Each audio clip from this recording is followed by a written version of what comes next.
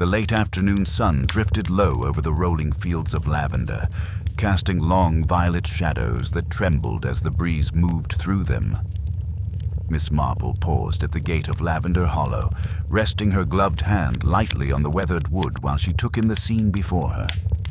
It was the sort of view that would have elicited contentment in most visitors, the fragrance rising in gentle waves, the neat rows stretching out in perfect symmetry, the farmhouse tucked beyond them like a quiet sentinel. But something in the stillness felt unsettled, as if the land was holding its breath. She could never quite explain how these impressions found her, yet they rarely proved false. She let the latch click shut behind her and stepped into the narrow path that cut between the rows. The bushes brushed softly against her skirt as she walked, their blossoms trembling at the disturbance. The invitation she had received lay folded in her handbag, written by her old friend Constance Harrowby, who had insisted that Miss Marple spend a few days at her countryside estate. A peaceful rest, Constance had called it, though knowing her friend's tendency for excitement, Miss Marple had suspected the promise of quiet would be short-lived. Halfway down the path, she spotted Constance waving from the veranda of the farmhouse. The woman's silver hair was pinned elegantly despite the breeze, and she carried the same lively spark in her eyes that Miss Marple remembered from years past. Constance hurried down the steps, her steps surprisingly brisk for someone who so often lamented her delicate joints.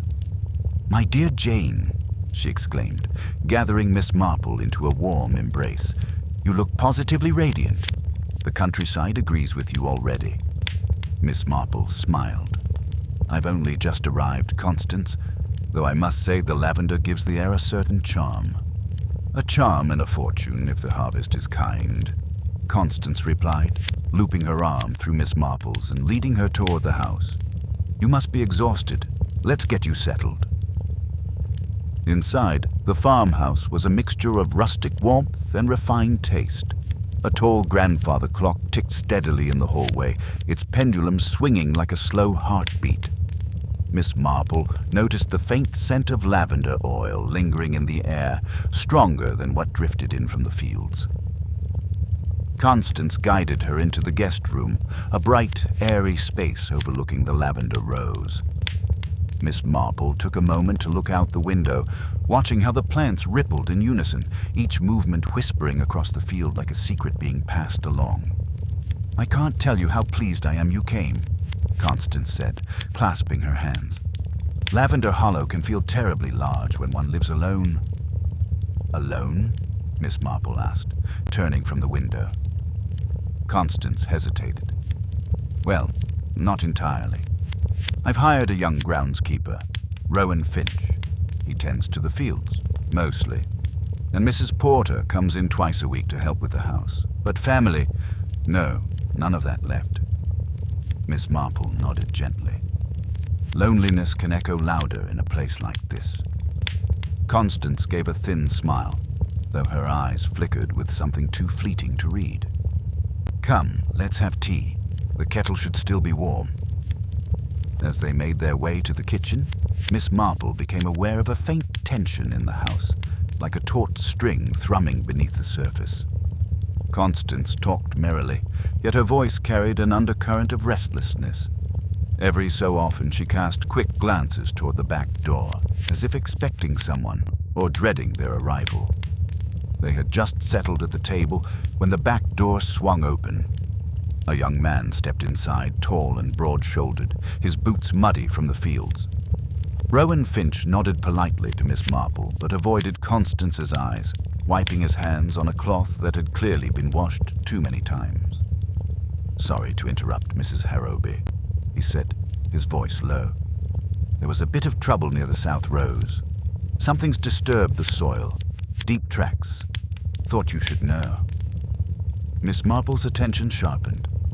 Constance stiffened in her chair. "Tracks? From an animal, perhaps?" Constance asked, too quickly. Rowan shook his head. "Hard to say. Could be. But I've worked these fields 2 years, Mom. I've never seen anything move that way. Might want to have a look." Constance placed her teacup down with deliberate care, though her hand trembled slightly. "Tomorrow will do. It's nearly supper time." Rowan hesitated again, his gaze drifting to Miss Marple as though he sensed she was not merely a visiting aunt. His jaw tightened. "As you wish." He left as quietly as he'd arrived, the door shutting with a dull thud. Constance let out a breath she had been holding.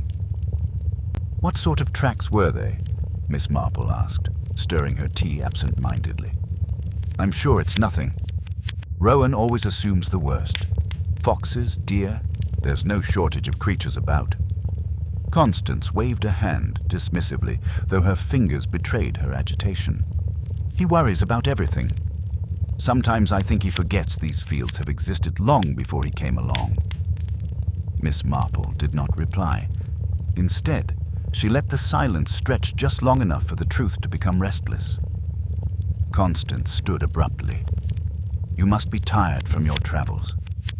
Come, let me show you the reading room. You'll find the evening light lovely there." The tour of the house was conducted with Constance's usual enthusiasm, though her mind seemed miles away. Miss Marple listened politely, offering comments where appropriate, but her thoughts returned to Rowan's unease and the peculiar edge in Constance's voice. Something was troubling her friend deeply, and whatever it was, it lay somewhere between the whispering lavender rows and the quiet hallways of the farmhouse. Later, after supper, Miss Marple excused herself for a brief walk before dusk settled fully. She made her way down the path again, the sky now tinged with soft gold and deepening blue. The fragrance of the flowers felt heavier at this hour, almost intoxicating.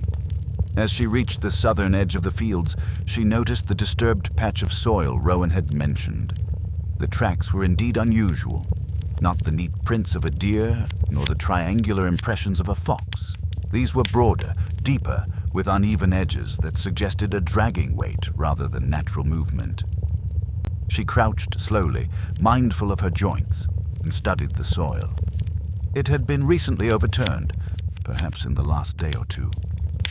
And faintly, nearly lost among the lavender stems, she spotted something that didn't belong, a scrap of dark fabric caught on a branch. She reached for it, her fingers brushing the rough texture. It appeared torn, snagged with force. A scent lingered faintly on the cloth, barely perceptible over the lavender, but metallic enough to stir an unwelcome suspicion.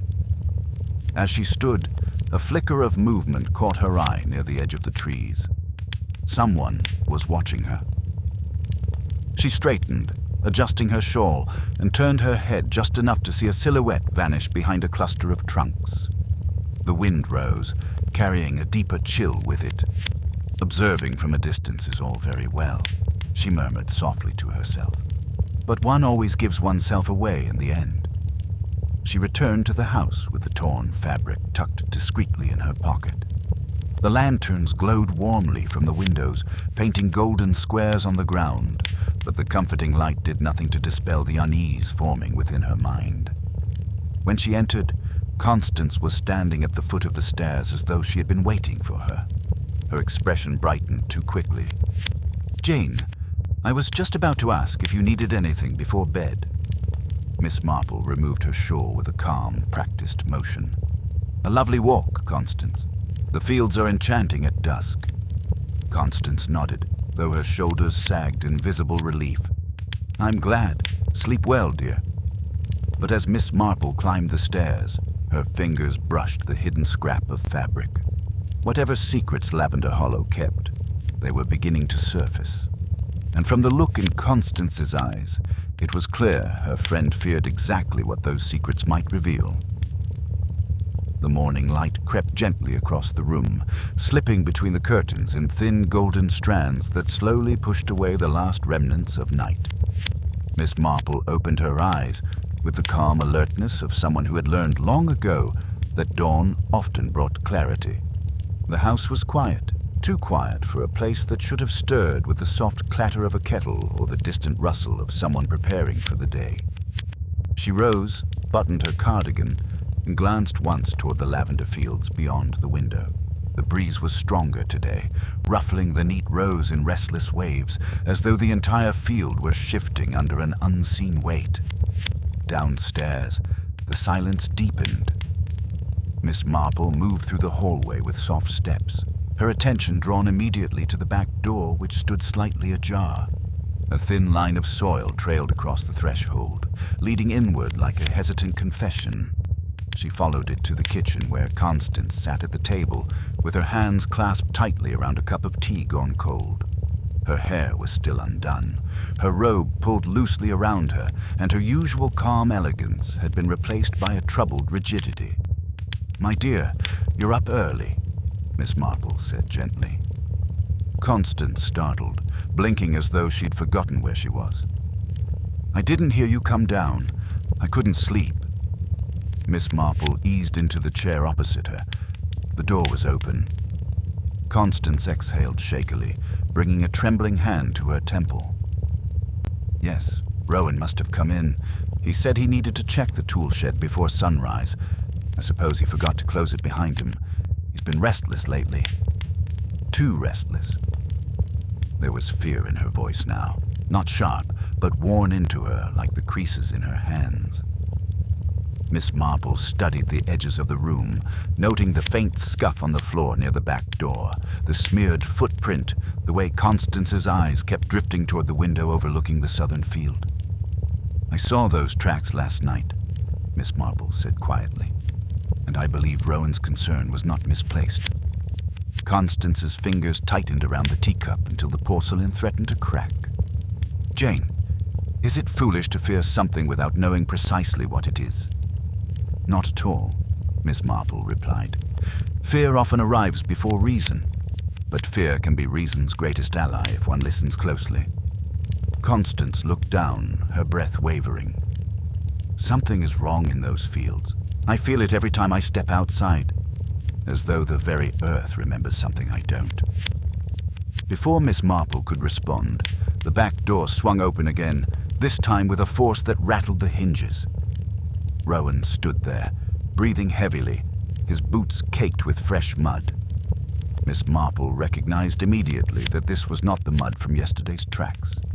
This was wetter, darker, as though he'd been somewhere the sun had not touched. "Mrs. Harrowby," Rowan said, struggling to maintain composure. "Something's happened. You'd better come." Constance rose, pale as the porcelain teacup left behind. "Rowan, what is it?" He swallowed, avoiding both women's eyes. "It's in the far patch, near the old boundary stones. I think you should see for yourself." Miss Marple stood, steadying Constance with a gentle hand on her arm. Together, they followed Rowan out into the open air. The sunlight had brightened, but the wind carried an unsettled chill that bit at the edges of their clothes. As they moved deeper into the lavender rose, the scent grew stronger, almost cloying, masking something else. A faint, metallic note that Miss Marple had detected on the scrap of fabric last night. The far patch of the field was uneven, the soil disturbed in broad, irregular patterns. Rowan stopped abruptly and gestured toward a tangle of broken stems where the ground had sunk into a shallow depression. Constance's hand flew to her mouth. There, half buried among the lavender roots, lay what appeared at first glance to be a bundle of torn cloth. But as Miss Marple knelt, she saw the unmistakable curve of a sleeve, the edge of a coat, and beneath it, skin pale and still. "A person," Constance whispered, her voice cracking. "Oh, heavens! Jane, is that—" Miss Marple reached closer, careful not to disturb the position of the body. The soil had been dragged aside recently, exposing the upper torso. The face was turned away, but the hair, dark, thickly matted, hung stiff with dried earth. Rowan stepped back, his throat tightening in visible distress. "I didn't touch anything," he said quickly. "I swear I didn't. I came out here because the horses in the neighboring field were making a racket. I thought maybe a fox had gotten in, but then I saw—" His voice faltered. Miss Marple nodded with quiet reassurance. "You did the right thing. No one is accusing you of anything. She examined the visible wounds, a deep gash along the side of the head, the unnatural angle of the left arm, the stains on the torn shirt that had long since dried into dark patches. Whoever this was, death had not come gently. She rose slowly, brushing the lavender dust from her hands. "Do you recognize them?" she asked Constance. Constance shook her head, trembling. I can't see the face." "Rowan, have you ever seen—" "No," Rowan said firmly. "Never. But this wasn't done here. Someone dragged the body. You can see the marks. Someone wanted it found or didn't care if it was." Miss Marple looked at the lavender stems bent in long, dragging arcs. The body had been pulled from the direction of the trees, the same place she'd seen the figure vanish the night before. "We must contact the authorities," she said. Constance nodded numbly. "The inspector in Larkspur Crossing, Inspector Hale. He's handled matters here before." Rowan turned and hurried toward the farmhouse to make the call, leaving Constance and Miss Marple alone in the uneasy quiet.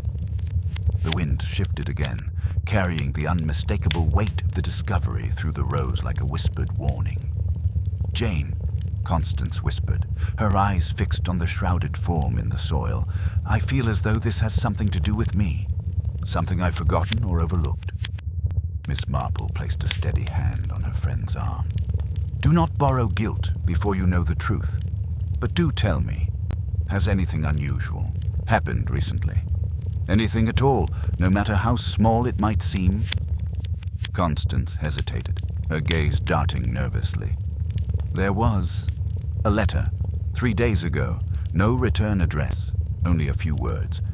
'You cannot hide what's already buried.' I thought it was some cruel joke. I burned it." A chill tightened around Miss Marple's spine. "And you told no one?" "No," Constance whispered. "I was ashamed, afraid someone knew something about my late husband, about matters I'd rather leave in the past." Miss Marple absorbed this quietly, her thoughts weaving through the new threads with calm precision. Secrets, a threatening letter, disturbed soil, and now a body half buried in the lavender. None of it was coincidence. In the distance, she saw Rowan returning, followed by the rising dust of an approaching car. Constance stood trembling beside her, clutching her robe tightly. Miss Marple's gaze drifted once more to the tree line where a figure had watched her the previous night. The stillness there seemed too deliberate, too poised. The past, she suspected, was no longer content to remain buried. It had pushed its way up through the lavender roots, determined to be seen. And the living, whether prepared or not, would soon have to face whatever truth had been left beneath the surface. Inspector Hale arrived with the decisive stride of a man accustomed to unpleasant discoveries, though even he paused when the scent of crushed lavender mingled with the darker undertone rising from the disturbed soil. His hat dipped low over sharp gray eyes that missed very little, and when he greeted Miss Marple and Constance, his tone carried both professionalism and a note of familiar concern. "Mrs. Harrowby, Miss Marple," he said, removing his hat with a nod. "Rowan said it was urgent. A body, he claimed. I thought he might have been mistaken, but—" His gaze drifted toward the sunken patch of earth. "It seems he was not." Miss Marple stepped aside so he could examine the scene. Hale crouched near the partially uncovered form, careful not to disturb the soil. He brushed aside a few loose stems, revealing more of the torn coat. His jaw tightened. Male, likely late 30s to early 40s. This didn't happen here. Someone dragged him. He glanced over his shoulder. "These drag marks. Did either of you notice anything unusual last night?" Miss Marple felt Constance shift uneasily beside her, but she spoke first. "I went for a walk at dusk. I did not see the body, but I did observe the disturbed earth, and someone was watching from the trees." Inspector Hale straightened sharply. "Watching you?" "Just briefly. A silhouette. They disappeared when I turned." His brow furrowed. Mrs. Harrowby, your estate sits near the old forest boundary. Anyone crossing from the neighboring land could have passed through unseen, but a body left in your lavender fields. That's deliberate. Constance wrapped her arms. Around herself, the chill of the wind seeping into her bones. Inspector, I swear I know nothing of this. Whoever that man is, he is not familiar to... Her voice faltered. For a moment, Miss Marple thought she might faint, but Constance steadied herself on Rowan's arm as he approached again. The constable is on his way with equipment, Rowan said quietly. Inspector, I didn't touch anything. I didn't want to make it worse. You did right, Hale replied. No one touches a thing until we've finished. He took out his notebook and began to question them, where they'd been, what they'd seen, what they'd heard. Miss Marple answered calmly. Constance with increasing distress, Rowan with the stiff defensiveness of a man who feared suspicion might fall on him simply because he'd been first to discover the scene. When Hale turned his attention back to the body, Rowan drew a slow breath and spoke just loud enough for Miss Marple to hear. I swear someone's been lurking around here. I've heard footsteps near the boundary stones at night, sometimes whispers. Thought I was imagining it. Why didn't you tell Mrs. Harrowby? Miss Marple asked gently. Didn't want to worry her, he muttered, eyes lowering. She's had enough to deal with. Miss Marple did not press further. The wind stirred again, scattering a few petals across the ground. The constable arrived with a stretcher and canvas sheets.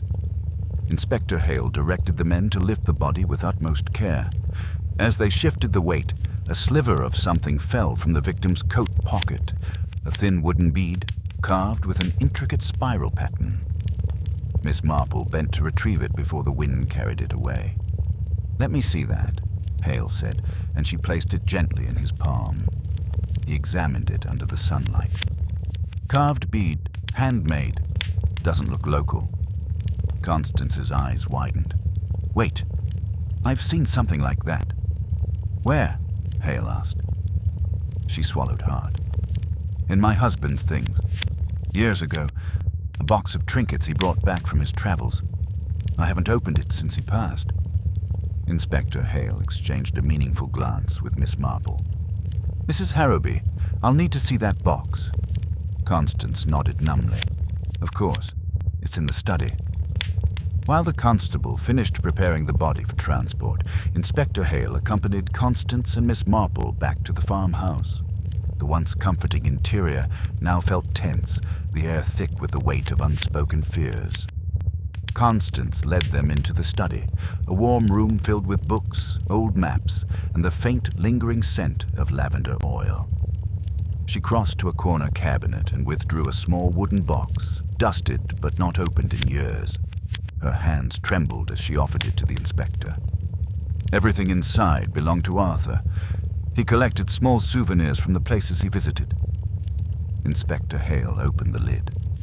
Inside lay several carved items, tiny totems, beads, foreign coins worn smooth by age. Miss Marple recognized immediately the similarity between the spiraled patterns on the beads in the box and the one found on the victim. Your husband traveled often, I presume? Hale asked. Constance nodded. Before we married, yes. Afterward, only occasionally. He worked in import trade, small-scale dealings, specialty goods. Nothing unusual, I thought. Miss Marple reached into the box, her fingers lightly touching the carvings. Do you recall where he obtained these, or whether he kept correspondence with any of the people he traded with? Constance hesitated, her gaze drifting to the window where the lavender fields stretched into the distance. He did have one acquaintance, a man he met abroad. They exchanged letters for a few years. Arthur never spoke much about him, only mentioned he was a complicated man. But the letters stopped long before Arthur passed. And the man's name? Hale asked. I only remember the initial D. Arthur would never say more. A hush fell over the room as the inspector closed the box, his expression tightening. A faint tapping sounded on the window, just the tree branch brushing in the breeze, yet it made Constance flinch nonetheless. Hale stood abruptly. I need to take these items for comparison. Mrs. Harrowby, I'll also need your permission to review your husband's old records. Ledgers, letters, anything pertaining to his trade. Of course, she whispered. Take whatever you need. Rowan appeared at the study door. Inspector, the body's been taken. The constable wants to know if you'll need assistance near the boundary stones next. I will, Hale said. But first, I want to look around the property. Whoever left that body didn't go far. He turned to Miss Marple. Miss Marple, I know your experience with such matters. If you noticed anything at all, anything different from last night to this morning, now is the time. Miss Marple folded her hands calmly. I noticed the soil near the boundary had been disturbed long before the body was placed there. Someone has been moving through those rows repeatedly, perhaps searching for something, and the figure I saw last night was familiar with the land. No hesitation, no stumbling. Whoever it was, they knew exactly where to stand to observe without being seen. Inspector Hale nodded thoughtfully. That suggests something rooted in the estate's past. Mrs. Harrowby, is there anywhere on the property that might hold valuables? Old hiding places? Storage grounds? Anywhere someone might search? Constance looked helplessly around the study. There's the cellar, but it's empty except for wine and a few old crates. And the boundary stones. Those have been there for centuries. Arthur always said they marked an older property line, long before Lavender Hollow existed. Miss Marple tilted her head. Old boundaries often hide older secrets. Hale's gaze sharpened. Rowan, take me to the stones. Miss Marple, Mrs. Harrowby, stay inside for now. Rowan nodded and led the inspector outside with hurried steps. Constance sank into the nearest chair, her strength giving way. Jane, she whispered, do you think Arthur knew something he never told me? Something dangerous? Miss Marple took her hand gently. I think whatever Arthur once knew has found its way back. Secrets have a habit of surfacing, especially ones buried under lavender and thyme. Constance shivered. And the man out there, that poor stranger. Miss Marple's gaze drifted toward the window, drawn again to the distant rows where the wind bent the lavender in heavy waves. Somewhere beyond them, the inspector and Rowan were moving closer to the stones, closer to whatever had set these events in motion. The man was not left here by accident, Miss Marple murmured. Someone wanted him found, someone wanted a message delivered. And though she did not say it aloud, she knew the message had been intended for someone inside this house, and perhaps for herself as well. Inspector Hale and Rowan made their way toward the boundary stones, their figures shrinking into the distance as the lavender swayed and closed behind them like a soft purple tide. Miss Marple watched through the window until they disappeared from view, the faint echo of Rowan's voice blending with the wind. Constance sat unmoving in the chair beside her, hands clenched tight in her lap, her eyes fixed on nothing at all. The room seemed to shrink around her, as though the walls themselves were aware of her dread. Miss Marple gently placed a hand on her friend's shoulder. Constance, you've been unsettled for days, perhaps even before my arrival. If there is something you have not yet told me, now would be an appropriate time. Constance drew in a slow breath that trembled in her chest. Jane, for weeks I've felt as though someone was walking the halls at night. Soft footsteps, the kind Arthur used to make when he stayed up late reading. At first I supposed it was my imagination, old memories haunting my sense of calm, but then, last week, I found one of Arthur's old ledgers open on my desk. I had not touched it in years. Miss Marple folded her hands. And you believe someone entered the house? I don't know, Constance whispered, her voice barely audible. There were no signs of forced entry, nothing missing, but the windows in the study were unlatched. I've never left them that way. The weight of her confession hung in the air. Miss Marple considered it quietly, listening to the faint tick of the grandfather clock in the hallway, each second marking the slow unraveling of a mystery that had long waited for the right moment to emerge. "The man in the field," Constance continued weakly, Do you think he came here looking for Arthur's things?" "It is possible," Miss Marple replied. "But more likely, he came looking for something Arthur once possessed, or something someone believed he possessed." Before Constance could respond, the front door creaked open. Miss Marple stood instinctively, but relaxed when she recognized the soft, hurried footsteps of Mrs. Porter, the housekeeper, arriving earlier than usual. The stout woman bustled in with her apron still tied, her cheeks flushed from the brisk walk from her cottage. "Mrs. Harrowby," she called out, her voice carrying its familiar blend of loyalty and impatience. "I heard the commotion outside. Constable's wagon in the lane, Rowan rushing about as though the field were on fire. What's happened?" Constance opened her mouth, but the words tangled in her throat. Miss Marple stepped forward. A body was found among the lavender. Mrs. Porter gasped, her hand clutching at her apron. "A body? In our fields? Dear heavens, this land's never seen such trouble. Not since—" She hesitated, casting a cautious glance at Constance. "Not since when?" Miss Marple asked gently. Mrs. Porter lowered her voice, though the household was nearly empty. "Years ago, miss, before Mrs. Harrowby married. There was an incident. A young laborer went missing. Folks said he ran off, but others always whispered he fell into trouble around the estate. Never proved, mind you." Constance shook her head sharply. "Superstitions and gossip. That boy left of his own accord. Everyone knew he had family in Bristol." Mrs. Porter nodded, but unease clouded her features. "If you say so, madam." She busied herself at the stove, though her hands fumbled over the familiar utensils, betraying her nerves. Miss Marple observed her friend closely. Constance's agitation had sharpened after the housekeeper's remark, and though she hid it well, a flicker of old fear passed across her face. Miss Marple pretended not to notice, giving her friend room to collect herself. After a few quiet minutes, Constance excused herself to change out of her dressing gown. Miss Marple remained in the kitchen, watching Mrs. Porter stir a pot with more vigor than necessary. "This missing laborer," Miss Marple began softly. "Do you recall his name?" Mrs. Porter stiffened. "I shouldn't speak of it, miss. Brings back memories best left buried." "Memories do not bury themselves," Miss Marple replied, "and they often become restless if ignored."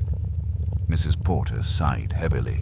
"His name was Daniel Harcroft, hard-working lad, polite, but he vanished without a trace. Police searched for weeks. Some thought he stole supplies and ran. Others whispered he came upon something he shouldn't have. Nothing proven. But the Harrowby name was spoken a great deal in the gossip circles back then." Miss Marple felt a quiet shift inside her mind as certain threads tightened. Did Arthur Harrowby know the boy well? Not well, but enough. Arthur had many dealings with folk around here, always some business or another, but after the lad vanished, Arthur grew quieter. And Mrs. Harrowby, she never liked the subject mentioned. Even now it unsettles her. Miss Marple nodded thoughtfully. "Thank you, Mrs. Porter." The back door opened once more, and Rowan entered, his face pale. "Miss Marple, Mrs. Harrowby. Inspector Hale wants you to see something." Miss Marple followed Rowan outside, her steps steady amid the rustling lavender. Constance joined them moments later, her expression tense but determined. Rowan led them to the boundary stones, the ancient markers darkened by lichen and weathered by centuries. Inspector Hale stood beside one of the larger stones, his fingers tracing a faint groove carved into its side.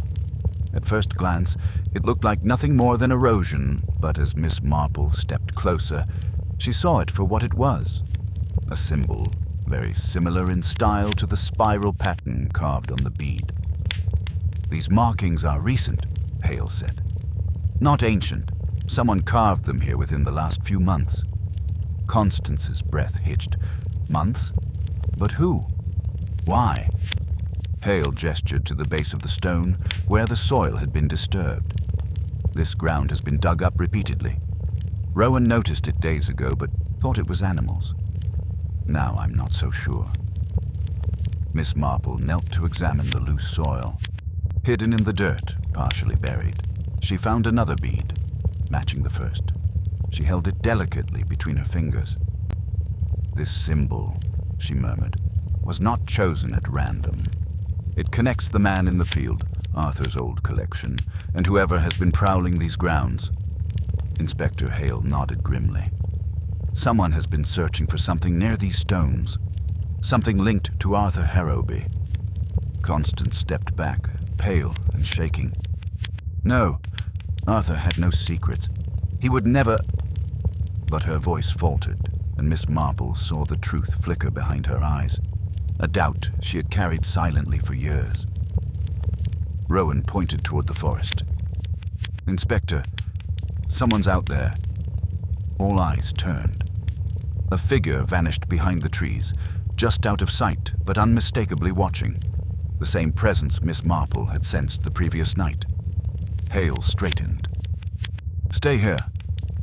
He moved swiftly toward the tree line, Rowan at his side. Their footsteps faded into the forest's shadow. Constance trembled and sank onto a fallen stone, her voice breaking. Jane, who could be doing this? Why us? Miss Marple placed an arm around her. Because someone believes the answer to what they seek lies within this estate, and perhaps within your late husband's past. The wind stirred again, bending the lavender in a whispering wave as though the earth itself were murmuring secrets long buried. And Miss Marple, ever observant, felt certain that whatever lay beneath those boundary stones had awakened at last. And those who sought it were growing increasingly desperate. Under the soft hush of dawn, the lavender fields had not yet shaken off the night's hold. A faint mist clung to the air, carrying the familiar fragrance that drifted like a memory across the estate. Miss Marple moved slowly along the gravel path, her steps steady but thoughtful as Inspector Graves guided her toward the greenhouse behind the main house. He kept glancing her way, as though measuring how much she ought to see, but she sensed he had already decided he needed her eyes on every detail. The greenhouse stood like a glass skeleton against the pale sky, its panes fogged from the humidity within. When Graves pushed the door open, a wave of warmth enveloped them, mingled with the earthy smell of soil and something faintly medicinal. Miss Marple paused at the threshold, allowing her gaze to adjust, taking in the rows of potted lavender seedlings, the hanging tools, and the single overturned stool near the center. Nothing else seemed disturbed, yet an unease threaded through the quiet. Geraldine used this place often, Graves murmured. Horticulture was her pride, but the staff swears they heard something last night, a crash. They didn't think much of it, considering how windy the evening was. Miss Marple let her fingertips graze a pot, seeing the thin film of dust along the rim. And yet it does not seem as though anyone fell or struggled. Only that stool has been moved. That's exactly the mystery. Graves leaned down beside the stool, pointing to a narrow, almost imperceptible scratch on the floorboards. This mark wasn't here a day ago. Something sharp scraped across the wood, but nothing in here appears to be missing. Miss Marple crouched slowly, her joints gently protesting the movement. The scratch was long, angled and shallow. Her mind ran through possibilities. Tools, metal edges, or perhaps a heel dragging under tension. She rose again, her eyes following a thin line of disturbed soil leading to the side table where several botanical tools lay neatly arranged. All in their proper place, none dusty enough to suggest recent handling. Would you say Geraldine was particular about keeping things orderly? Miss Marple asked. Very. She had a schedule for everything. Then this small disorder is not so small at all. Graves exhaled, rubbing at the back of his neck. It feels staged, doesn't it? As if someone wanted us to look here.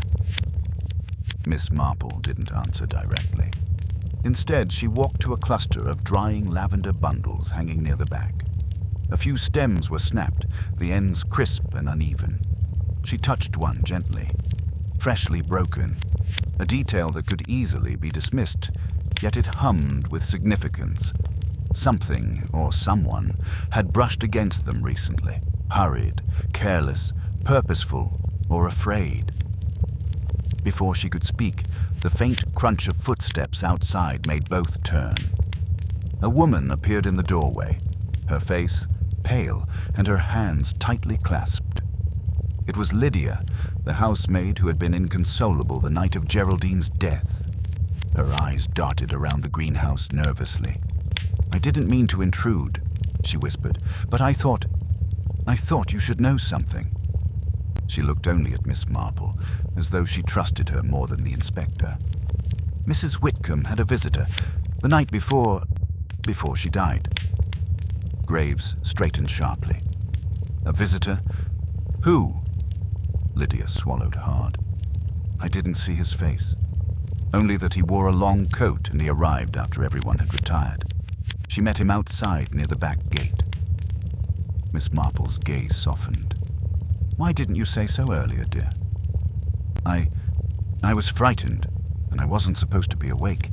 If Mr. Bexley knew I'd wandered outside, he'd dismiss me." Graves frowned. "You're certain it was a man?" "Yes." His voice was unmistakably deep, and Mrs. Whitcomb sounded upset. Not frightened exactly, but tense. Like she knew him, but wished she didn't. Miss Marple watched Lydia tremble, her hands twisting the hem of her apron.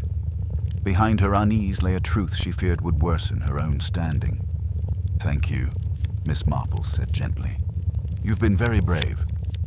Lydia nodded quickly and hurried off, relief and fear mingling in her hurried steps. As soon as she disappeared, Graves muttered a quiet curse. "This complicates everything. Geraldine hadn't mentioned expecting anyone, and the family insists she had no private business."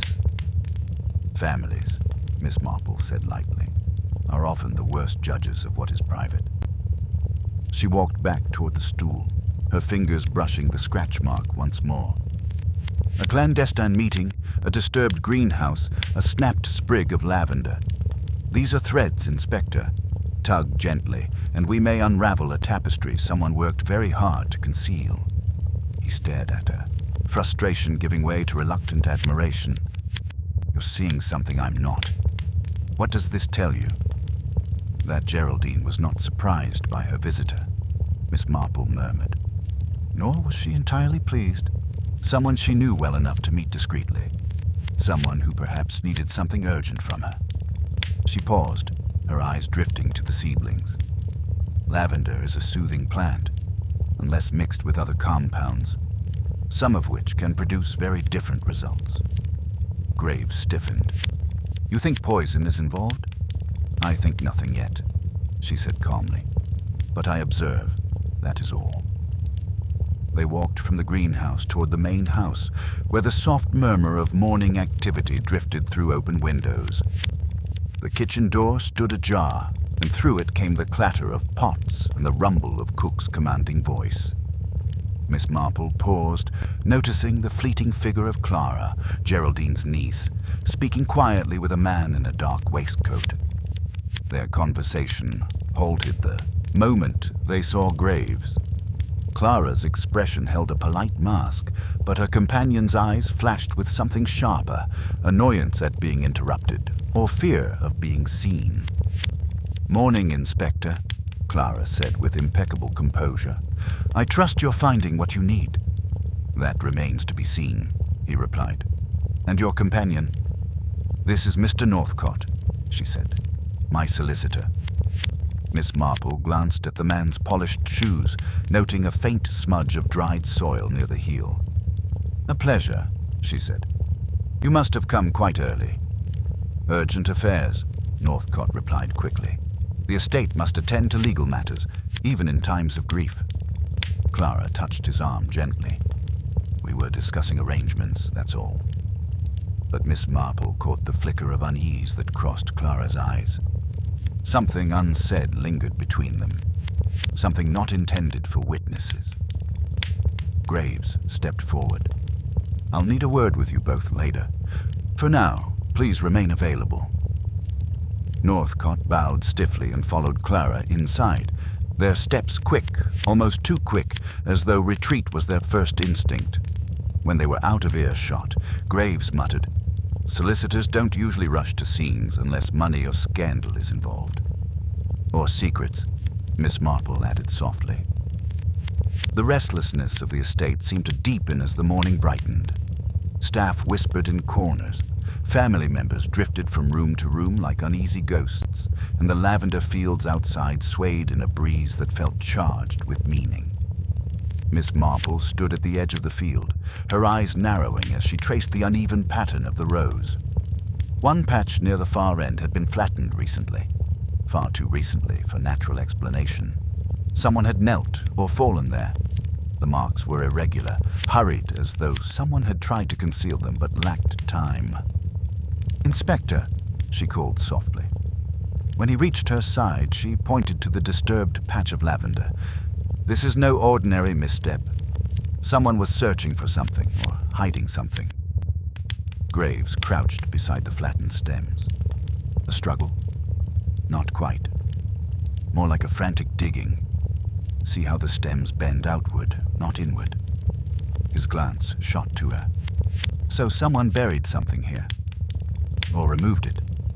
The lavender swayed in silence, its perfume drifting around them like a shroud of unanswered questions. Nothing in the field belonged to chance anymore. Every broken stem, every displaced leaf whispered of movements carried out under darkness, of hands trembling with urgency or guilt. The earth itself held a secret, one that someone already feared would surface. Miss Marple inhaled the sharp, sweet scent of crushed lavender, letting the breeze carry it across her senses. In that quiet moment, she felt the story tightening, drawing her deeper into a truth someone was desperate to keep buried beneath the pretty calm of this place. And she knew the next revelation was very near. A hush had settled over the estate by the time Miss Marple and Inspector Graves crossed the courtyard, but it was not the pleasant quiet of a country morning. This was a strained silence, stretched thin by suspicion, heavy with the unspoken knowledge that someone among them was hiding far more than grief. Miss Marple felt it in the quick glances from the staff, in the way the family members drifted through rooms without truly seeing one another, as though each feared bumping into the truth. She could sense the house holding its breath. The inspector led her toward Geraldine's private study, a room the staff referred to in hushed tones.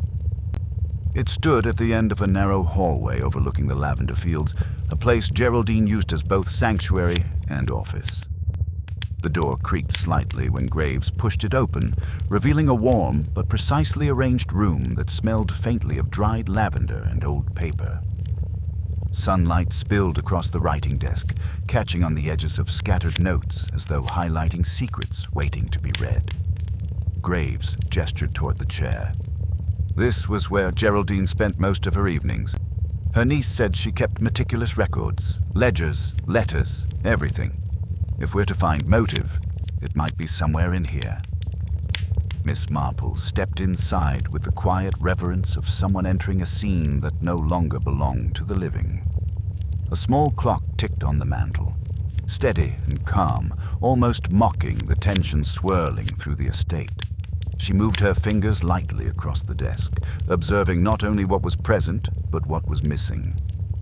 Paperweights sat in their places, pens aligned neatly, yet a fine layer of dust on the far corner suggested something had been removed recently. Something rectangular, something heavy. Her eye drifted to a locked drawer on the left side. Graves followed her gaze and nodded. "Already tried. The key is nowhere to be found." "Geraldine would not have entrusted something important to anyone else," Miss Marple murmured. "If it is missing, someone took it with purpose." Graves crouched beside the drawer, frustration sharpening his features. But who? There's no sign of forced entry, no prints. Whoever did this knew exactly what they were after. "And knew where to look," she added. Her attention shifted to the wastebasket beside the desk. Inside lay a small pile of torn papers, nothing unusual at first glance. But when she leaned closer, she noticed one scrap with a faint smear of lavender oil, the kind normally used for sealing envelopes. She picked it up gently. The jagged piece showed only the bottom of a handwritten word, but the slanted, urgent script suggested Geraldine had written it in haste or distress. "Inspector," she said softly, handing him the fragment. Graves examined it, frowning. "Looks like the end of a sentence. Danger. That's all I can make out." He blew out a breath. Geraldine knew something was coming. Miss Marple looked around the room again, her gaze landing on a framed photograph on the shelf. Geraldine stood beside a younger woman, smiling with an expression far warmer than any she'd shown her family. The younger woman had bright eyes and a confident posture. Clara's mother, the sibling who had died years ago in a tragic accident on the estate, an accident Miss Marple had heard whispered about earlier. The smile Geraldine wore was one of fierce affection, the kind that binds people with invisible thread. It was a thread that often tangled into secrets. Before she could say more, hurried footsteps echoed from the corridor. Clara appeared in the doorway, her face drawn tight with worry, her hands clasped as though she'd run her fingers through her hair too many times already that morning. "Inspector, Miss Marple, must you search so relentlessly?" Clara's voice trembled with a mixture of frustration and fear. "My aunt deserves better than to have her things rifled through." Graves stood. "This is an investigation, Miss Whitcomb. We need to know what your aunt was involved in." "She wasn't involved in anything," Clara snapped, then immediately seemed to regret her outburst. She took a slow breath. Geraldine was private, yes, but she wasn't a criminal. If there was something in that drawer, it would have been personal. Personal matters often become very public in cases like these, Miss Marple said gently. Clara's lips pressed into a thin line. Her eyes flicked toward the desk, not at the scattered papers, but specifically at the corner where the dust revealed that something had been removed. Her reaction was subtle, but noticeable enough for Miss Marple to file it away. "Is there anything you wish to tell us, my dear?" Miss Marple asked softly. Clara shook her head too quickly. "No, I've told you everything I know." Miss Marple didn't press. She had learned long ago that people rarely confessed when asked outright. Their truths tended to spill through cracks when pressure built from elsewhere. Clara turned sharply and left the room, her stiff stride betraying agitation. Graves watched after her, then muttered, "She's hiding something. Or protecting someone," Miss Marple replied. He gave her a questioning look, but she had already moved toward a small cabinet against the wall. On top lay a row of ledgers marked with dates. One, however, was out of alignment by the slightest margin, only enough to be noticed by someone accustomed to a lifetime of observing domestic order. She pulled it out carefully. Inside were lists of transactions, sales of lavender oils, financial arrangements, occasional notes about suppliers, all routine. But halfway through the ledger, a sudden entry had been scratched out so violently the paper had nearly torn. Miss Marple tilted it toward the sunlight, tracing the indentation with her finger. The pressure marks suggested the original writing had been firm, deliberate, and unmistakably emotional. Graves leaned closer. "Can you read it?" "With effort," she mused. "But the intent alone is revealing. People cross out what they fear being discovered, not what they consider unimportant." They were interrupted again, this time by Mr. Northcott stepping briskly into the study, his polished demeanor strained. "Inspector, this intrusion into Lady Whitcomb's private affairs must cease. The family is quite distressed." Graves turned slowly, his patience thinning. "Mr. Northcott, if you intend to obstruct a police investigation, I intend only to protect the dignity of the family," Northcott replied sharply. "Geraldine trusted me with her estate. That includes her personal documents. Miss Marple observed his tense jaw, the way his hand hovered protectively near the locked drawer, as though guarding its contents even in absence. Something in his stance told her he knew exactly what had been inside it. And yet, she said lightly, the key is missing. Northcott's eyes flicked toward her, a quick, defensive reaction. The key was likely misplaced. People rarely misplace what they value most, Mr. Northcott. He bristled, but before he could reply, the butler, Bexley, appeared behind him, his normally composed face taut with worry. "Inspector, there's been a disturbance in the south garden. You'd better come at once." Graves straightened immediately. "What kind of disturbance?" Bexley swallowed. "A man was seen running through the Lavender Rose. One of the groundsmen tried to stop him, but he vanished toward the outer fence. Left behind this." He held out a folded paper, smudged with soil and creased from being handled with urgency. Graves took it, unfolded it, and stared at its contents before passing it wordlessly to Miss Marple. It was a torn portion of a letter, written in the same slanted handwriting as the fragment from the wastebasket. Only this one had more words visible, forming a chilling half-sentence. "Cannot protect you if you continue. They already suspect." The ink stopped abruptly, as though the letter had been snatched from Geraldine's hand mid-sentence. Miss Marple felt a faint chill as she traced the final smear of ink where the stroke had dragged downward under pressure. Someone had been watching Geraldine long before her death. Someone who feared she would reveal something catastrophic. Graves clenched his jaw, folding the paper carefully. Whoever that man was, he came back to fetch something he missed. Or to ensure something remained unfound, Miss Marple corrected softly.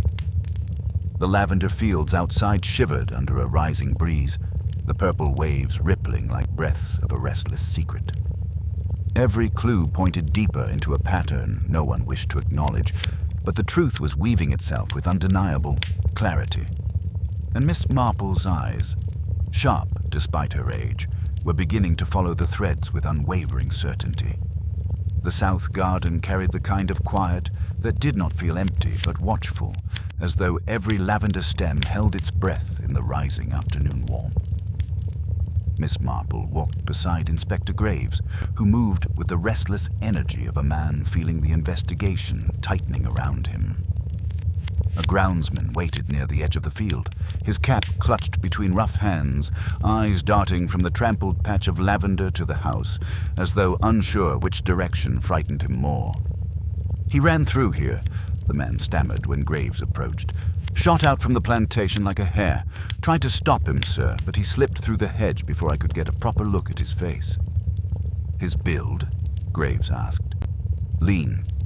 Quick on his feet. Wore dark clothes. That's all." Miss Marple stepped closer to the disturbed rows of lavender, lowering herself with delicate precision to examine the stems. The soil bore clear impressions of someone bracing themselves, heel dug deep, toes pointed outward in a sudden pivot. Not the marks of a fleeing man who had been startled, but someone who had paused, crouched, and worked quickly with his hands. She brushed aside a broken sprig and saw a faint indentation barely wider than a palm. A small hole had been dug and refilled. Recently, sloppily. Perhaps the same one she and Graves had noticed earlier from afar, though now it looked more deliberate. "Inspector," she murmured, "your intruder appears not merely to have passed through. He came with intent." Graves leaned in, his face shadowed by concentration.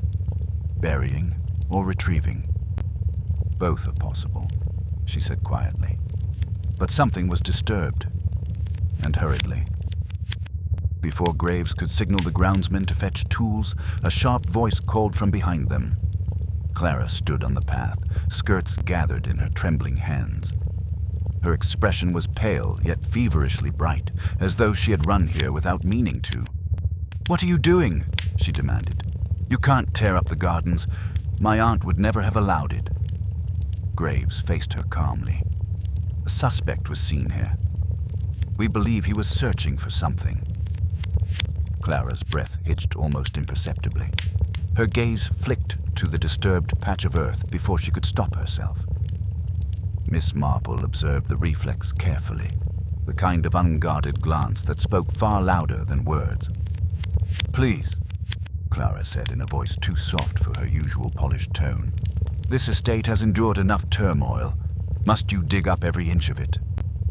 "Miss Whitcomb," Miss Marple replied gently, "when a person is desperate enough to return to the site of a crime, they are often tied to it in more ways than one."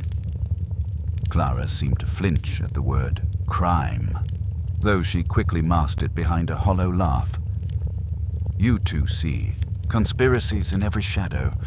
Perhaps someone was trespassing. It happens often enough." "Not at dawn," Graves countered, "and not in a storm." Clara's lips parted, but no words came. She turned sharply and walked away, but her hurried steps lacked direction, her worry trailing behind her like smoke. Miss Marple watched her go, noting how tightly she clasped her arms, as though holding herself together, a young woman carrying more weight than she wished to show. Graves exhaled. "She knows something, all right." "She does," Miss Marple agreed, "but I suspect she does not know the whole of it. Fear often fills the gaps of missing truth." Graves motioned for the groundsman to fetch a small spade. Within moments, the soil was carefully turned. A small object surfaced, a thin metal case no larger than a cigarette tin, coated in dirt and faintly dented as though buried in haste. Graves lifted it with his handkerchief. Locked. Miss Marple noticed the faint scent of lavender oil clinging to it, not from the field, but from hands that had handled it before burial, the same oil used in Geraldine's study. "That was hidden long before today," she murmured, "and retrieved too late." Graves tucked the case carefully into evidence, though frustration darkened his eyes. "If only we'd caught him." "You may yet," she said softly. "Desperation makes people reckless." As they began walking back toward the house, the figure of Lydia appeared near the servants' entrance. She looked even more distressed than earlier, her hands trembling as she wiped them on her apron. When she spotted Miss Marple, she hurried forward. "Please," Lydia whispered, glancing around nervously. "I didn't know who else to speak to. Something happened last night." Her voice dropped lower. "Something I didn't tell you." Graves stepped closer. "Why not?" "I was afraid," Lydia replied, her voice barely audible. "But with someone running about the gardens, I can't keep quiet."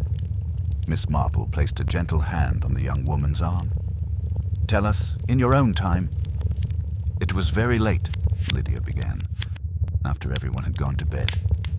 "I was passing the back staircase when I heard someone crying. A woman." She bit her lip. "I thought it was Clara at first, but then I heard the voice more clearly. It wasn't her." "Someone crying," Graves repeated. "Did you see who?" "No, but I saw a shadow move toward the library, and later, maybe half an hour later, I saw Mr. Northcott leaving the corridor. He looked angry, more than angry, frightened." Miss Marple exchanged a look with Graves. Lydia's observations, though fragmented, began to align with the frayed edges of their clues. "Did you hear anything else?" Miss Marple asked. Lydia hesitated. "Just one thing. Just before I saw Mr. Northcott, I heard a door close softly, like someone trying not to make noise, and..." She swallowed. A woman whispered, "It wasn't meant to happen this way." A tremble rippled down her spine as she spoke. Miss Marple squeezed her arm reassuringly. "You did well to tell us." When Lydia hurried off, Graves muttered, "That man again. Northcott. He's tied to all of this, I'm certain." Miss Marple's eyes drifted to the distant field, the lavender swaying softly in a deceptive calm. Perhaps. But men who hide fear do not always commit crimes. Sometimes they protect those who do. Graves frowned. "Meaning Clara?" "I mean," she said gently, "that secrets rarely belong to a single person." They were nearly at the house when a loud crash echoed from inside, a sound of glass breaking violently. Graves drew his breath sharply and rushed toward the doorway, Miss Marple close behind. Inside the grand hall, they found Bexley staring in alarm at a shattered display cabinet, shards glimmering across the floor like ice. "What happened?" Graves barked. Bexley stammered. "Mr. Northcote, sir. He stormed out of the drawing room and knocked it over. Said he needed air. Ran off toward the stables." The inspector swore under his breath. Miss Marple stepped carefully around the shards. Embedded among them was a small silver key, delicate, ornate, and unmistakably old. She bent slowly and picked it up with her handkerchief. Graves stared wide-eyed. "Is that?" Miss Marple nodded calmly. "The missing key from Geraldine's study drawer." Graves straightened, his voice taut with dawning realization. "Northcote had it, and did not want it found," she murmured. The air in the hall seemed to thicken, as though the house finally acknowledged the truth pulling at its seams. Footsteps echoed down a corridor. Clara's, hurried, frantic. Miss Marple closed her fingers around the small key, feeling the weight of its significance settle into place. There was no longer any doubt. The secrets Geraldine fought to protect were unraveling, and the danger she had feared was rapidly closing in. The silver key lay cool and fragile in Miss Marple's palm as she and Inspector Graves made their way toward the study, its quiet jingle sounding far louder than it ought to in the house's strained silence. Every step echoed through the corridor with a weight that suggested whatever waited behind Geraldine's locked drawer would not merely answer questions, it would shift the entire investigation onto a new, more precarious path. Clara's hurried footsteps receded somewhere deeper in the house, her distress trailing through the hallways like a faint echo. Miss Marple noticed the way a door clicked shut far too quickly, a muffled gasp behind it, and though she did not slow her pace, she quietly marked the moment. People often hid in rooms when they feared the truth was about to come out. Graves unlocked the study door, and the two entered once more into the lavender-scented stillness. Dust motes swirled lazily in the afternoon light. The clock on the mantel continued its serene ticking, as though unbothered by the turmoil unfolding around it. Miss Marple approached the desk with deliberate calm and slid the delicate key into the drawer's lock. It turned smoothly. Inside lay neatly stacked envelopes, a small notebook bound in worn leather, and a sealed document wrapped with twine. Graves reached for the notebook immediately, but Miss Marple's hand hovered above the sealed document. "Inspector," she said softly, "I believe this is what Geraldine most wished to protect." He nodded and allowed her to lift the bundle. The moment she untied the twine, a faint scent of lavender oil drifted up. Geraldine's particular blend, the one she used for all personal correspondence. Inside were several letters, each written in the same sharply slanted handwriting they had seen torn and crumpled elsewhere. Miss Marple unfolded the first page. The ink had faded slightly, but the words struck with perfect clarity. "I can no longer bear the burden alone. If Clara learns the truth, it will destroy her. But if others discover it, it may destroy us all." Miss Marple felt the edges of the paper tremble slightly in her hands, but her face remained composed. Graves leaned closer, his brow furrowing deeper with each line. Another letter read, "The accident was not what they claimed. I kept silent to protect her, but silence has become its own danger. Someone knows." The letters continued, each containing fragments of a story, half confessed, half concealed. A story of two sisters bound by a tragedy long buried beneath lavender fields and carefully curated lies. Clara's mother. Geraldine had not merely mourned her sister. She had carried a secret about her death, a secret she had shielded from Clara for years. Graves rubbed his jaw, struggling. These letters.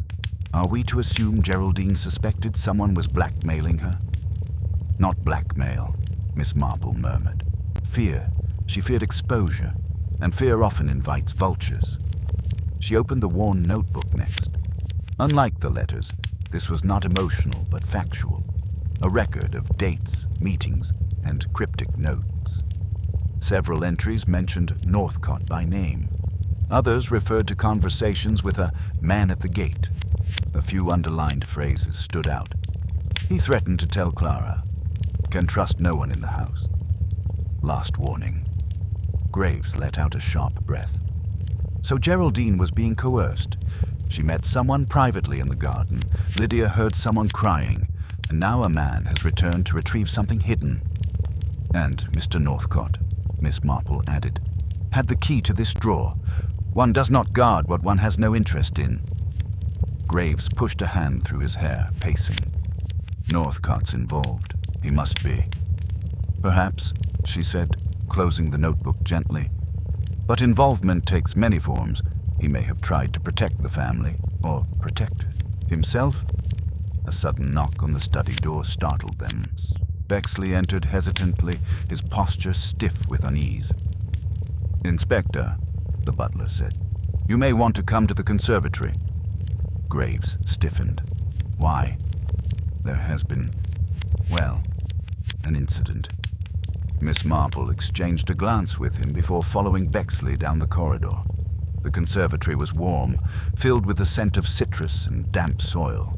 Glass panes shimmered with sunlight, but the fragile beauty of the room was overshadowed by the sight of Mr. Northcott standing rigidly near the central table, his hand pressed to his temple, his breath uneven. He looked as though he had aged years in the span of an hour. "What happened?" Graves demanded. Northcott swallowed hard. "I found this." He held out a folded paper, his hand trembling. It was slipped under the door. "For me." Miss Marple stepped forward and accepted the note. The handwriting was jagged, hurried, unfamiliar. Only 2 lines filled the page. "You failed to keep her quiet. Now they know. Leave, or you will follow her." The room fell utterly silent. Northcott turned his face away, shame etched into every line. "I had nothing to do with Geraldine's death. I only advised her." His voice cracked. "She made a terrible mistake years ago. She asked me to help her protect Clara, to protect the family name." "What mistake?" Graves pressed, though his tone softened. Northcott shook his head weakly. "It isn't my place to say. Geraldine insisted it never be written down, even in her will." Miss Marple watched him closely, noting the sincerity in his anguish, but also the fear. A man hiding a crime seldom showed remorse for the consequences. A man hiding a truth, however, often broke under the weight of it. "Mr. Northcott," she said gently. "Who else knew?" Northcott hesitated. "Only one other person. Someone who worked here at the time of the accident." His voice lowered to a whisper. "The groundskeeper, Thomas Hale." Graves froze. "Hale left the estate years ago." Northcott nodded. "And only recently returned to the area. He sent word to Geraldine, demanded she pay to keep his silence." Miss Marple felt the pieces shift with a distinct click. "The man in the lavender field," she murmured. Graves' jaw tightened. So Hale came back. He pressured Geraldine, and when she wouldn't comply, "She arranged to meet him," Northcott whispered. "She hoped to reason with him. She told me she could not bear Clara learning the truth." "But what truth?" Graves pushed harder. Northcott looked between them, anguish flickering. "Clara's mother did not die by accident. She... A distant shout cut him short, a voice crying Clara's name. Graves bolted toward the sound, and Miss Marple followed as swiftly as age allowed. They hurried down the corridor toward the staircase, where Clara stood on the landing, gripping the railing with white-knuckled desperation. "I need to speak to you, both of you," she said in a breaking whisper. "I've lied. I can't keep it inside anymore." Her eyes glistened with unshed tears, her chest rising in quick, shallow breaths. Miss Marple approached her with deep gentleness. "My dear, no one expects you to carry burdens alone. Come, tell us what you know." Clara swallowed hard, her voice shaking. "I remembered something from the night my mother died. Something I've never told anyone. Something Aunt Geraldine begged me to forget." She pressed a trembling hand to her mouth. "I saw someone in the garden that night, someone arguing with my mother." Graves inhaled sharply. "Who?" Clara's voice dropped to a fragile whisper. "Thomas Hale." A hush fell again, this one colder, darker, and filled with the unmistakable certainty that the truth, at last, was clawing its way to the surface. Miss Marple felt the lavender-scented air constrict around them. The path Geraldine had tried so desperately to hide had finally been forced open, and whatever lay ahead would not merely solve the mystery, it would shatter illusions carefully preserved for years. Clara trembled, and Miss Marple rested a steadying hand on her arm, already feeling the threads of revelation begin to weave into a devastating pattern. The chill that settled over the lavender field lingered long after the constables carried the body away, as though the air itself refused to let the truth drift too far from sight. Miss Marple remained near the edge of the path, her gloved hands folded neatly, her gaze fixed on the ground where Elise Harrow once stood alive. The faint imprint of her last steps lay in the damp soil, directing the eye toward the narrow path that curved toward the Harrow cottage. Miss Marple studied these traces with a subtle tilt of her head, noting how the heel impressions deepened irregularly, as if Elise had been unsteady long before her collapse. It was the smallest detail, easily overlooked, but it whispered to her with quiet urgency. Inspector Graves approached with the clipped stride of a man torn between irritation and dread. His notebook dangled loosely from his fingers, as though even he hesitated to write down what he had just witnessed. "I suppose you saw something I missed," he muttered, attempting to mask the tremor in his voice. Miss Marple did not answer immediately. She followed the path farther into the field, careful not to disturb the thin dusting of crushed lavender petals. Graves sighed, but he stepped after her, watching her eyes narrow as they studied a faint trail of pollen brushed onto a low stone boundary. She touched it lightly and examined the residue on her glove. "Someone passed through here recently," she said softly. "Someone in haste." Graves glanced around. Plenty of villagers walk this way. Not many would push through the bushes rather than use the path. She gestured toward a gap in the lavender where the stems bent sharply inward, their tops broken off at uneven lengths. Graves leaned in with fresh focus, his irritation fading. So someone followed her, or fled from her. Miss Marple's expression remained gentle, yet grave. "I believe someone was watching her, and when she confronted them, or they confronted her, something occurred that frightened them enough to run." Graves scribbled quickly, the scratch of his pencil harsh against the calm air. This wasn't just a collapse. Miss Marple took a slow breath, her eyes drifting toward the horizon where the Harrow cottage's silhouette rested against the darkening sky. No, Elise Harrow knew something, and someone feared she would reveal it. The inspector stiffened. "Did she tell you anything before?" "She managed only a few words," Miss Marple said, recalling the soft, trembling whisper. "I saw him near the tower. I wasn't supposed to." She could still feel the faint grip of Elise's hand around her wrist, desperate and fading. But those words were enough to deepen the mystery. They reached the boundary stones where the lavender thinned and the meadow opened toward the distant watchtower. Miss Marple paused, looking up at the ancient structure that had long stood abandoned. Its silhouette stretched long against the last ember of daylight. "Why would Elise be watching the tower?" Graves asked. "There's nothing up there." "Perhaps nothing official," Miss Marple replied. "But something drew her attention, and whatever she saw frightened her." Graves rubbed the bridge of his nose. "The tower is locked. No one has permission to enter." Locks rarely deter those determined to hide, she said gently, or those determined to seek. As they turned back toward the village, Miss Marple's eyes caught another detail. Faint streaks of lavender dusting on the handle of the field gate. It was a subtle smudge, easily confused with natural wear, yet distinct to her experienced eye. Someone who brushed through the thicker rows of lavender had opened that gate afterward, likely in haste, given the uneven outline of the residue. She said nothing yet, but the picture forming in her mind grew clearer.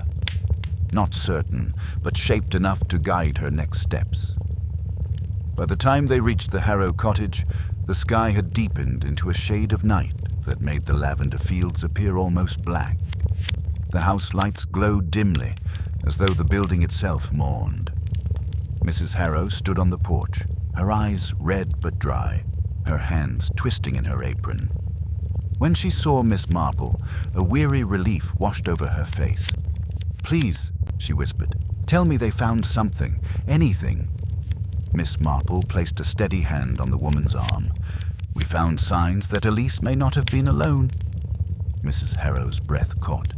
"I knew it," she said, a trembling conviction in her voice. "She told me something was wrong last week. She said someone had been near the fields at night, someone she didn't recognize.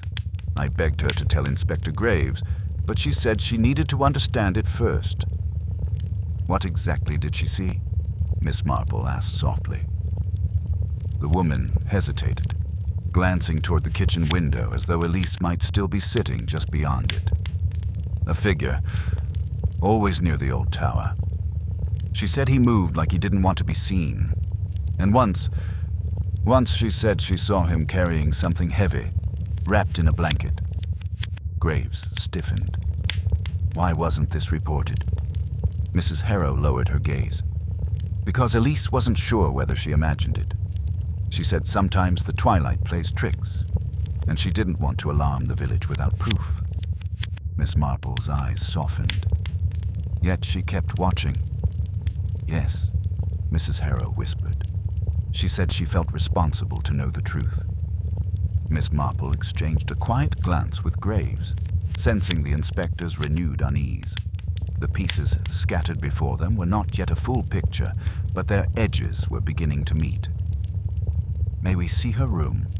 Miss Marple asked gently. Mrs. Harrow nodded and led them inside.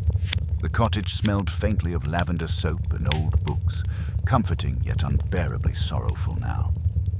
Elise's room was small but tidy, her handwriting neat and precise across the open journal on her desk.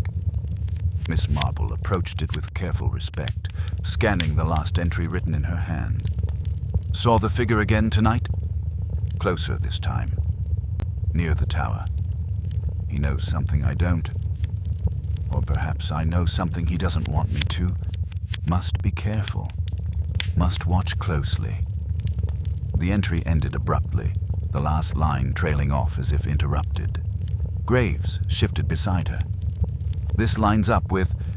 Miss Marple lifted a gentle hand, still reading. Something else caught her attention. Faint smudges along the journal's edge. The same lavender dust that marked the field gate. Someone had touched this journal after Elise wrote in it. Someone who had been in the lavender field. She turned the page, finding a pressed lavender sprig slipped between the sheets. But unlike the others, this one wasn't fully dried. Its stem remained pliant, recently picked. Attached to it was a thread, a thin, dark gray fiber. Graves saw it too. "That's not from her clothes." "No," Miss Marple said softly. "But I think I know where it came from." The inspector blinked. "Where?" Her eyes drifted to the window, toward the silhouette of the tower visible even in the deepening night. A place where time collects dust and secrets. The watchtower. A quiet certainty settled around her as she folded the journal carefully. Elise had not merely stumbled upon danger. She had walked deliberately toward it, and someone else had followed, determined to stop her from reaching the truth. Miss Marple could feel the final thread tightening, drawing her toward the heart of the mystery, toward whatever waited in the shadow of the tower, where Elise Harrow had seen something she was never meant to witness, and someone had decided she would never speak of it. A heavy stillness lay over the village as dawn crept across the lavender fields, washing the landscape in pale silver. Miss Marple stood at her window in the vicarage guest room, watching the slender trail leading toward the watchtower. Overnight, her thoughts had settled into their usual quiet clarity, each clue falling into place with the gentle inevitability of rain finding its course. Elise Harrow's final words echoed in her mind, not simply a frightened whisper, but a map pointing toward the truth. I saw him near the tower. I wasn't supposed to. She could see it now, the entire pattern forming with unmistakable precision. By the time Inspector Graves knocked on the door, Miss Marple already had her coat on and her gloves in hand. He looked unrested, his eyes shadowed, but there was a renewed focus in him. "You're heading to the tower, aren't you?" he asked. "I believe the time for that has come," Miss Marple replied softly, "before whoever lurks there decides to erase the last traces of their secret." Graves tightened his jaw. "Constables are sweeping the fields, but no sign of suspicious activity. That is because the person you seek knows these grounds better than any constable," she said gently, "and has had days to prepare." The inspector hesitated. "You think the killer is hiding in the tower?" "Not hiding," Miss Marple corrected. "Using." Her certainty unsettled him, but he motioned for her to follow. The climb to the tower wound through the thinning lavender rose, where the broken stems Miss Marple identified the previous day remained undisturbed. A faint trail pressed into the grass, subtle but consistent, leading ever upward. Graves noticed it now, too, his expression tightening. At the base of the ancient stone tower, ivy clung to the walls like dark veins. The door hung slightly ajar, despite the inspector's insistence it had been locked for years. Graves touched the wood, frowning. "The hinges are polished from recent use," Miss Marple observed. "Old locks mean little when one has the key." "Who has it?" Graves muttered. Miss Marple fixed him with a steady, knowing look. "You already suspect the same person I do." He swallowed, then pushed the door open. The smell inside was cool and stale, tinged faintly with lavender dust carried in on someone's clothes. A narrow spiral staircase wound upward, the steps worn smooth by time.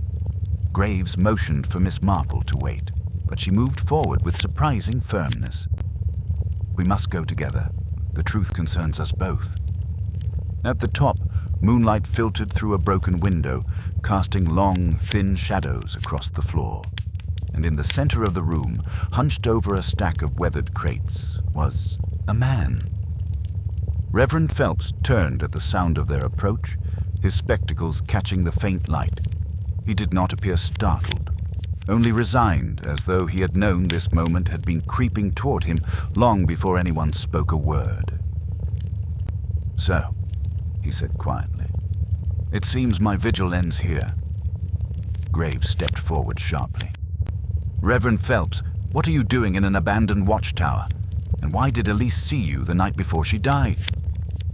The Reverend placed both hands flat on the crate, his posture steady despite the tremor in his voice. "You should not have brought Miss Marple into this, Inspector. She sees far too clearly." Miss Marple walked past Graves, her gaze sweeping the room. At first glance, the crates appeared old and dusty, but the contents inside were not. She lifted the lid of one, revealing jars of medicine, neatly stacked, each labeled with dates from recent months. "You've been storing supplies here," she said softly. His silence confirmed it. Graves frowned. "But why? The parish keeps its inventory in the storeroom." "These are not parish supplies," Miss Marple interrupted gently. "These are smuggled imports." The Reverend closed his eyes. Miss Marple continued, her voice calm, almost compassionate. During the supply shortages last year, you created an arrangement with the traders passing through the northern road. Expensive medicine sold cheaply to those who could not afford treatment otherwise. A noble aim, at first. Graves whipped toward him. Smuggling. Reverend, not for profit, Phelps said, his voice cracking. For the sick, for the elderly. There were families who needed help, and the official channels were too slow, too cruel. What was I supposed to do? Let them suffer when I had the means to change it? Miss Marple nodded. But nobility can become dangerous when secrecy is involved. He sagged against the crates. I never meant for anyone to get hurt. Graves' face hardened. Elise Harrow found out what you were doing. Phelps lowered his head. She saw the last delivery. I told her it was for the good of the villagers. She believed me, until she saw the men who brought the goods. They are not kind men, Inspector. Their world is built on threats. She realized something was wrong. She confronted me again the next evening. Miss Marple stepped closer, her expression gentle but unsparing. And she told you she intended to inform the authorities. His breath shuddered out of him. I begged her not to. I knew the smugglers would turn on me and then on the village. They don't tolerate loose threads. But Elise, she had such conviction. She wanted to protect everyone. His voice trembled as he whispered, I never wanted her dead. A thick silence settled. Graves' voice was low. But she ended up dead. How? Phelps ran a trembling hand over his face. She came to the field to meet me. She said she had made up her mind. I tried to stop her. I grabbed her arm, but she pulled away, slipped on the edge of the path, and fell hard. When I reached her, she was breathing, but faint. She whispered your name, Miss Marple, said you would know what to do, and then his voice broke. She went still. Miss Marple listened without flinching. You panicked. Yes. He lifted his hands helplessly. If the smugglers thought she had spoken to me, or was going to, the village would be in danger. I told myself that covering it up would spare everyone. I brushed away the evidence of our meeting, closed her journal, and left her there, hoping it would appear a sudden collapse. Graves took a slow, controlled breath. You didn't strike her. You didn't poison her. No, Phelps whispered. I swear it. Her fall was accidental, but my cowardice afterward, that is my sin. Miss Marple studied him, her gaze weighing not just his words, but his sorrow. Guilt makes a deeper imprint than any shoe in the lavender, she said softly, and yours has been pressing into this village for days. The Reverend sank to his knees. Do what you must. I've carried this secret as far as I can. Graves stepped forward, placing him under arrest with a heaviness that matched the morning air. As they began the descent, the village slowly came into view. Small, quiet, oblivious to the storm that had brewed on its edges. Yet Miss Marple knew the truth would rattle every doorstep. By midday, word had spread, as news in small villages always does. Swiftly, quietly, thoroughly. The revelation stunned many, for Reverend Phelps was respected, even loved. But it was Miss Marple who spoke to the grieving villagers, reminding them that tragedy often grows from complicated roots, and goodness and error sometimes live in the same heart. Mrs. Harrow held her daughter's journal tightly, tears slipping silently down her cheeks as Miss Marple stood beside her. You were right, she whispered. Elise was brave to the very end. She was, Miss Marple agreed, and though her path was met with darkness, she followed it fearlessly. Inspector Graves approached, his expression both somber and grateful. Without you, Miss Marple, this would have twisted into a darker tale. Miss Marple shook her head gently. I merely listened to the clues, to the silences, and to the truths people hide even from themselves. The lavender fields rippled under the afternoon breeze, no longer carrying the weight of secrets, but the soft, healing scent of renewal. And though the village would mourn, it would also mend. deeper in the shadows of the lavender field. Justice had found its light.